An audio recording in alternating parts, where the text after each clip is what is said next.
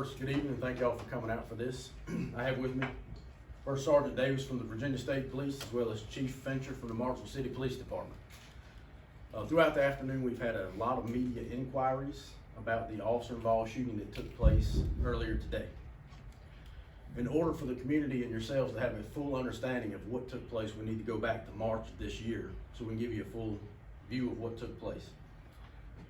On March the 2nd of this year, deputies from the Sheriff's Office responded to a shooting that had taken place at 5269 Mitchell Road in Ridgeway, Virginia.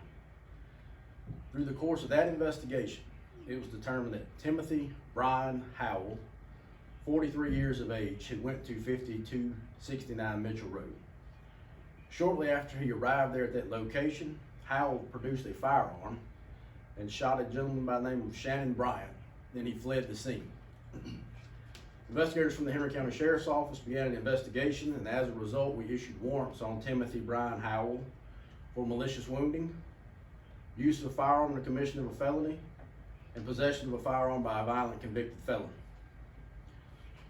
We've been looking for Howell since March the 2nd of this year.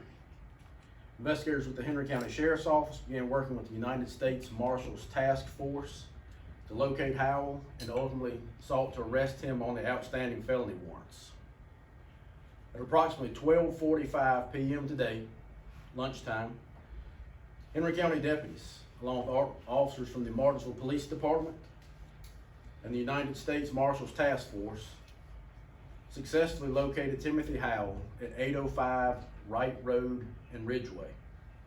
Howell was at a camper located in a wooded area. It was a great distance off of the highway. When those officers encountered Howell, he was armed with a handgun. Those officers announced themselves, and he subsequently pointed that gun toward law enforcement officers. As a result, officers fired their weapons, hitting Howell multiple times. Those officers then immediately began performing life-saving measures on Howell. Timothy Howell was airlifted to a Virginia hospital for treatment of life-threatening injuries. And our most recent update is that Howell is now in stable condition.